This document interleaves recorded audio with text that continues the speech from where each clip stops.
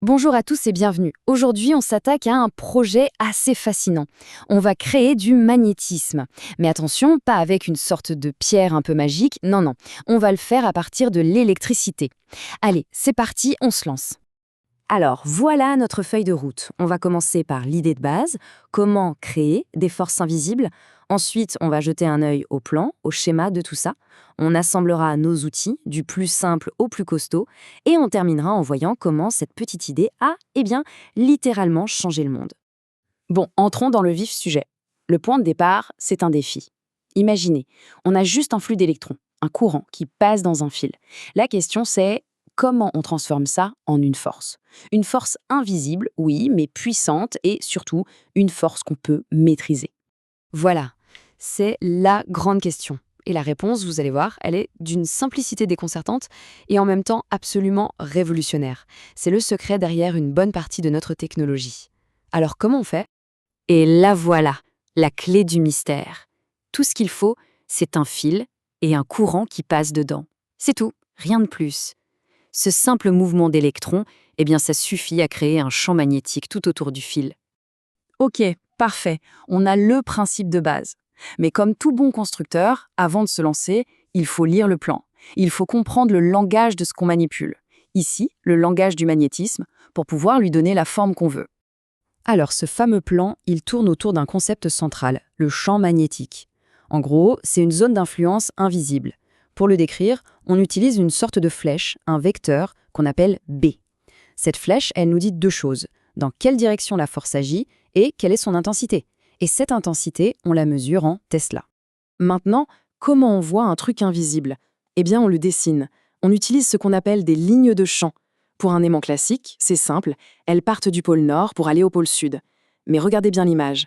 Si on place des petites boussoles autour de notre fil électrique, hop, elles s'alignent toutes seules et dessinent ces mêmes lignes de champ. C'est génial, non? C'est notre façon de rendre l'invisible visible. Allez, on passe à l'atelier.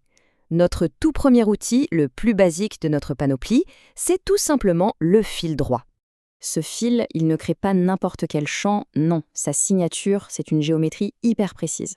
Les lignes de champ forment des cercles parfaits avec le fil pile au centre. Pensez à des ronds dans l'eau quand on jette un caillou, c'est exactement ça. Et la force magnétique, le fameux vecteur B, elle suit toujours la courbe de ces cercles. Bon, notre fil droit, c'est sympa, c'est le niveau 1. Mais le champ qu'il crée n'est pas très puissant. Du coup, la question d'ingénieur qui se pose, c'est comment on passe au niveau supérieur? Comment on peut booster ce champ, le rendre plus fort, plus concentré? Bref, plus utile. Et la solution, c'est un hack de géométrie tout simple. On va changer la forme du fil. Au lieu de le laisser droit, on le plie pour en faire une boucle, ce qu'on appelle une bobine plate. En faisant ça, on oblige toutes les lignes de champ à se concentrer et à passer par le milieu. Et là, bam! Le champ devient beaucoup plus intense parce que toutes les petites forces s'additionnent au même point. Et c'est là que ça devient vraiment intéressant. D'un coup, notre simple boucle de fil se met à agir exactement comme un aimant. Vous savez, le genre d'aimant qu'on colle sur le frigo. Il a une face nord, d'où les lignes de champ sortent, et une face sud, où elles rentrent. On vient de créer un aimant artificiel avec un pôle nord et un pôle sud qu'on peut allumer et étendre à volonté. Donc on réfléchit 2 secondes. Si une boucle, c'est bien, alors plein de boucles, ça doit être encore mieux. Pas vrai? Eh bien oui, carrément. Si on prend notre fil et qu'on l'enroule plein de fois, comme un ressort, on fabrique ce qu'on appelle un solénoïde. C'est notre niveau 3, l'amélioration ultime de notre première boucle. Et le super pouvoir du solénoïde, c'est ce qui se passe à l'intérieur.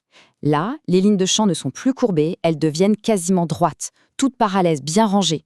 On obtient alors une zone où le champ magnétique est super puissant et super uniforme. Et ça, c'est la recette de base de la quasi-totalité des électroaimants qu'on utilise aujourd'hui. Ok, récapitulons. On s'est créé un champ, on s'est lui donné une forme, mais dans quel sens il va? Il nous manque le mode d'emploi. Alors, ouvrons ensemble le manuel pour apprendre à piloter la direction de notre force invisible. Heureusement, il y a une astuce super simple, un vrai mémotechnique universel, c'est la règle de la main droite. C'est facile comme tout. On prend sa main droite, on pointe le pouce dans la direction du courant, et hop, les doigts qui s'enroulent nous montrent pile poil la direction du champ magnétique. C'est un petit truc de visualisation génial. Appliquons ça à notre premier outil, le fil droit. Imaginez que le courant monte. On met le pouce vers le haut, et regardez, les doigts s'enroulent naturellement autour du fil. Ça nous donne parfaitement le sens circulaire du champ B. imparable. Et pour le solénoïde, notre outil pro, on inverse juste un peu la logique. Cette fois, ce sont les doigts qui suivent le courant, en s'enroulant autour des boucles. Et le résultat?